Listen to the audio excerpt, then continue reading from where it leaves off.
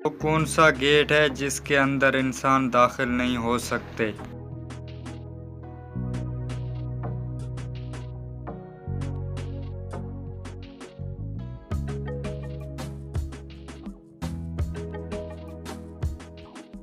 Colgate.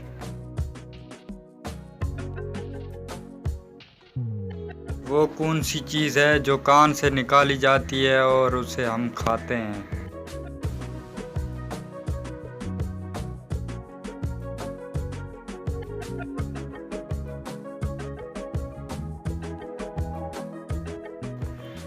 नमक।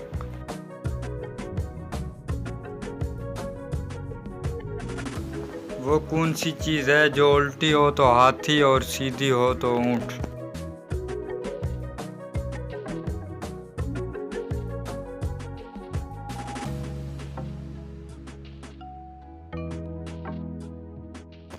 लोटा।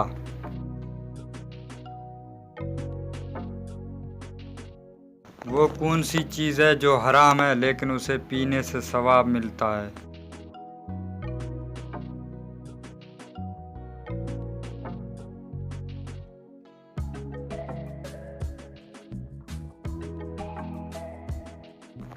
जवाब है गुस्सा।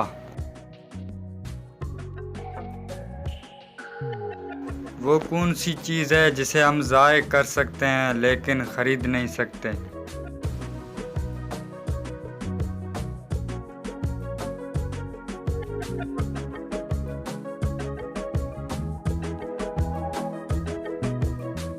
जवाब है वक्त।